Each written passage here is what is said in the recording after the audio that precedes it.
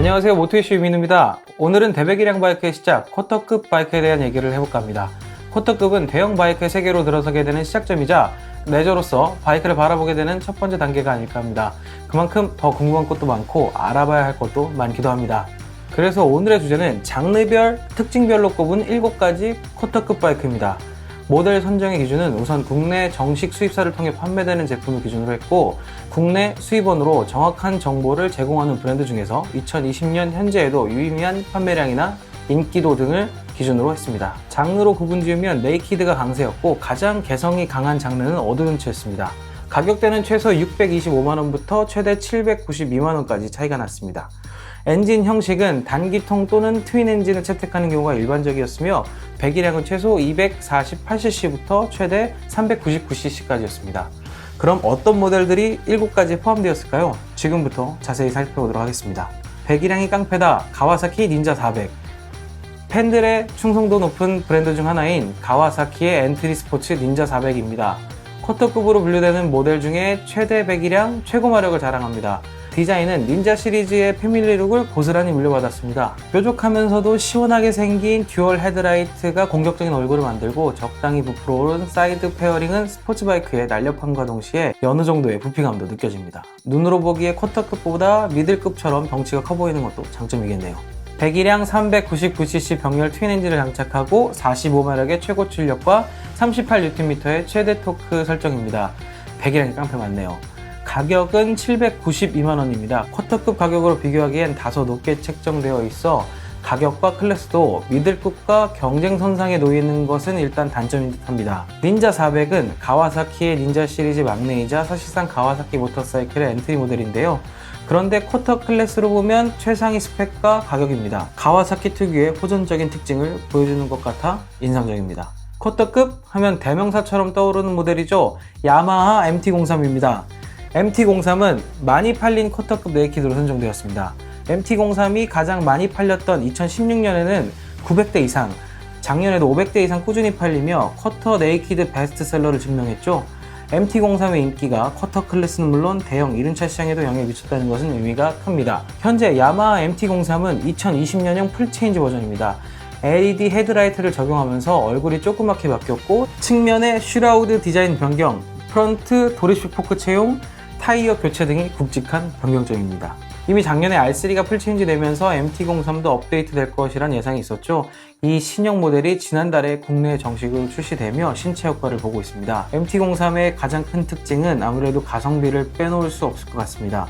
이번에 서스펜션과 LED 등화류 그리고 계기반 등이 변경되면서 가격이 올랐음에도 불구하고 625만원이라는 가격표는 엔트리 라이더들의 가슴을 설레게 합니다. 조금 이렇게 저렇게 하면 손에 닿을 듯한 금액이잖아요.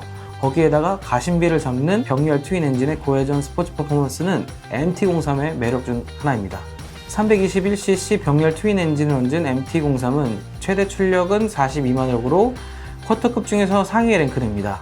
고회전 엔진 특성이 반영되어 저회전 구간에서는 오히려 부드럽게 컨트롤하기 좋았고, 고회전 영역으로 엔진을 돌릴 때에는 스포츠 감각이 경쾌했습니다. 차체 밸런스도 좋고, 이에 따라서 바이크를 다루는 것도 전작에 비해서 부드러워졌습니다. 풀체인지로 변경되면서 업그레이드된 퍼포먼스가 장점이겠네요. 단점으로 꼽자면 호불호가 있는 기괴한 얼굴인데, 그 중에서도 앞거는 턱 쪽에 갑툭튀한 클락션입니다. 클락션은 좀 어떻게 안 되나요? 내가 제일 잘 나가 야마하 YZF R3. 2019년을 기준으로 국내 260cc 이상 대형 모터사이클 등록 현황은 11만 2,420대로 2015년에 6만 5천대 대비 무려 72%가 상승했습니다. 증가 추이가 큰데요. 이 시기에 맞물려 쿼터 클래스가 그야말로 폭번했습니다. 그 중심에 야마하 R3가 있었습니다. 당시 R3는 600만원 초반대의 가성비와 동급 최고 성능의 스포츠 바이크라는 가심비로 출시 직후부터 돌풍을 일으켰습니다. 아무래도 스포츠 장르를 선호하는 국내 분위기상 네이키드 장르인 MT-03보다 더 많이 팔리면서 쿼터급에서 가장 잘 나가는 바이크로 소문이 났죠. 야마하 플래그십 스포츠 R1에서 영감을 받은 패밀리룩과 야마하 스포츠 바이크 제작 노하우를 경량 스포츠 바이크에 투입했습니다. 물론 600만원대라는 저렴한 가격대에 포지셔닝된 만큼 고급 사양의 파츠나 완성도 또는 전자장비 이런 거는 조금 약했다는 게 단점이겠고, 그럼에도 불구하고 이 가격대에 이게 가능해? 라는 것이 장점으로 인식되기 시작됐습니다. 무게중심을 낮게 웅크리는 스포츠 장르를 커터급에서 적극적으로 느낄 수 있다는 게 엔트리 라이더들의 가슴을 두드렸습니다. 실제로 MT-03과 스펙상으로는 321cc 엔진 배기량과 42마력 최대 출력은 같은데도 포지션 차이에 따라서 차체를 조종하거나 체중을 옮기는 등 실제 라이더가 느끼는 피드백이 달랐던 점도 영향을 끼쳤다고 볼 수 있겠네요. 현행 모델의 특징으로는 유선형의 디자인을 적용한 것과 LED 램프를 채용하여 작아진 눈매, 얼굴 디자인의 변화, 그리고 프런트 도리식 포크 채용 등이 특징입니다. 가격은 645만원입니다. 역시 가성비와 가심비 모두 잡는 R3네요. 그리고 추가로 야마하는 초심자 대상의 라이딩 스토크를 진행하고 있습니다. 라이더가 진입하기에 좋은 기회가 되니까 MT-03이나 R3 검색해 보실 때 YRA, 야마하 라이딩 아카데미도 한번 찾아보시길 추천드립니다. 레트로한 멋과 스포츠 감성을 함께 느낄 수 있는 네오 스포츠 카페 혼다 CB300R입니다. 혼다 CB300R은 우선 생김새가 인상적입니다. 미래 탈 것 분위기가 느껴지면서 과거의 디자인이 공존하는 멋이 있습니다. 혼다는 지난 2018년에 네이키드인 CB 시리즈의 개편을 감행했죠. 이때 투입된 컨셉트가 바로 네오 스포츠 카페입니다. CB1000R과 CB300R, CB125R이 등장했고 지난해에는 CB150R까지 업데이트되면서 네오 스포츠 카페 라인업이 완성되었습니다. 외형적 특징으로는 일상에서도 거부감 없이 녹아드는 친화력 높은 디자인인데요. 카페 앞에 세워놔도 어울릴 듯한 디자인이 매력적입니다. 경량화된 차체는 가볍고 경쾌한 성능을 보여주면서 아래급인 CB125R과 눈으로 봤을 때 체급 차이가 나지 않는 듯한 단점이 있기도 합니다만 그럼에도 불구하고 클래스 최고 수준의 마감 완성도와 디테일들을 꼼꼼하게 잡아낸 느낌이 있습니다. 엔진 형식은 수랭 DOHC 단기통을 채택했고 배기량은 286cc입니다. 8500rpm에서 최대 31마력의 최대 출력이 나도록 설정되었는데 가벼운 차체를 바탕으로 중저속 영역대부터 토크 특성이 나타나는 게 특징이고 경쟁 모델들에 비해서는 출력으로 장점을 가져간다기보다는 혼다 특유의 완성도 높은 움직임과 안정적인 라이더 피드백이 인상적인 모델입니다. 어드벤처의 시작, 스즈키 V-Strom 250입니다. 지금까지 소개한 바이크들이 일반적인 스타일인 네이키드와 스포츠 장르였다면 이번에는 커터 어드벤처를 소개하려고 합니다. 듬직한 덩치와 본격적인 어드벤처 스타일로 쿼터급 이상의 존재감이 있고 장거리 여행에 유리한 요소들이 있는 스즈키 V-Strom 250입니다. 스즈키의 어드벤처 라인업은 뾰족한 부리로 마스크를 다듬어낸 것이 특징이죠. 패밀리 룩을 띠고 있어 단박에 V-Strom의 어드벤처 분위기를 느낄 수 있습니다. 사실 대형 어드벤처 바이크에 진입하기에는 장벽이 좀 높은 편입니다. 보통 2천만원대 이상의 포진이 되어 있고 그나마 브랜드 기암급 모델들은 3천만원 훌쩍 넘어가죠. 물론 이런 바이크 박스 내려서 여기저기 구석구석 다니면서 흙도 밟고 물도 건너고 캠핑도 하고 장거리 투어도 가고 이렇게 할 수 있으면 그렇게 하는 것이 좋아요.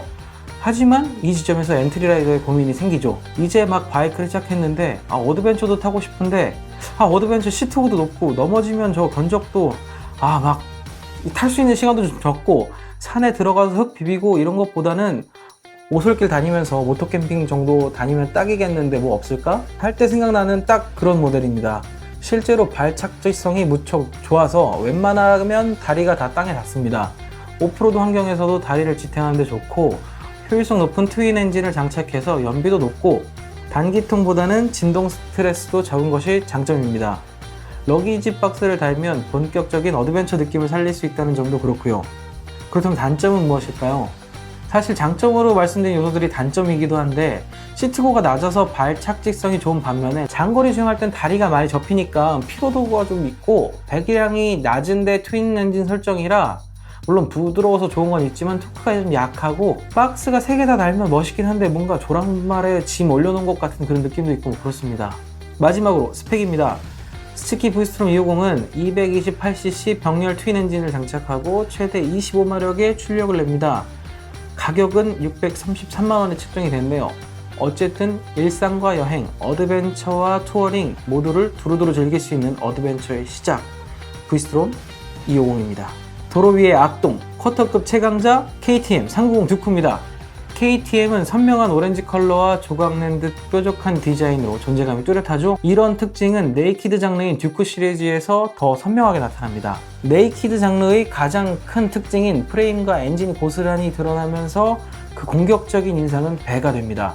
특히 오프로드 바이크를 개조해 온로드에서도 탈 수 있도록 만들어낸 슈퍼모토 장르에서 영감을 받은 듀크 시리즈의 구조적인 특징은 듀크를 더욱더 특별하게 만들어주기도 합니다. 그 중에서도 390 듀크는 쿼터 클래스의 특징이 뚜렷하게 강조됩니다. 경량 차체는 가볍고 경쾌하고 오랜 시간 검증된 373cc 단기통 엔진의 토크풀한 피드백으로 스포츠 감각을 자극합니다. 상체가 슬쩍 서는 포지션과 슈퍼모토에서 영감을 받은 펀라이딩 정신은 듀크 390에 잘 묻어있죠. 전자식 스로틀을 적용해서 무척 기민한 입력 감도를 느낄 수 있고 해지 가능한 ABS를 제공하는 것도 펀라이딩에 도움이 됩니다. 오히려 차체가 가볍고 출력이 만만해서 바이크를 가지고 노는데 무척 재미있어요. 앞바퀴를 슬쩍 들어보기도 하고 뒷바퀴를 미끄러뜨리게 되는 그런 마음가짐을 들게 합니다. 이게 듀크 390의 가장 큰 장점이죠. 반면에 단점은 그만큼 스포츠 라이딩에 집중하고 있는 만큼 고사양 부품이 적용되어 있어 유지관리비가 상대적으로 높다는 것을 꼽을 수 있겠습니다. KTM 390 듀크의 가격은 699만원입니다. 경쟁 모델들 대비 슬쩍 높은 느낌은 있습니다만 고성능 부품과 완성도 그리고 퍼포먼스 지향성 캐릭터를 선택하는 데 드는 비용치고는 꽤 매력적인 듯 합니다. 누구에게나 열려있는 어드벤처 390 어드벤처입니다. 사실 오늘 소개한 모델 중에 유일하게 출시 예정인 모델입니다. 올해 하반기 출시가 예고되어 있고 날로 인기를 더해가는 어드벤처 장르의 모델이기 때문에 관심도가 높죠. 390 듀크와 공유하는 엔진은 장착하고 랠리머신의 제작 노하우로 만들어낸 쿼터 어드벤처는 존재만으로 문라이더의 관심을 받고 있습니다. 다카르 랠리 18회 연속 우승이라는 어마무시한 타이틀만 봐도 KTM의 오프로드 노하우는 타의 추종을 불허하죠. 랠리머신을 떠오르게 하는 디자인에 적극 투입된 오프로드 성격의 세팅과 부품들을 보는 것만으로도 어드벤처의 감성이 자극됩니다. KTM은 엔트리 라이더를 위해 라이딩 스쿨을 운영하고 있고 또 크고 작은 오프로드 이벤트를 많이 진행하고 있는 만큼 KTM 패밀리로 바이크 라이프를 시작하는 데 꽤 괜찮은 선택이지 않을까 생각합니다. 자, 지금까지 장르별 특징으로 꼽은 7가지 쿼터급 바이크를 소개했습니다. 물론 선별적으로 고른 것이라 포함되지 않은 모델들도 있어요. 이런 것들은 댓글로 한번 의견을 나눠보는 것도 좋을 듯 합니다. 그럼 다음에도 또 다른 모터사이클 이슈와 재밌는 이야기로 찾아뵙도록 하겠습니다. 감사합니다.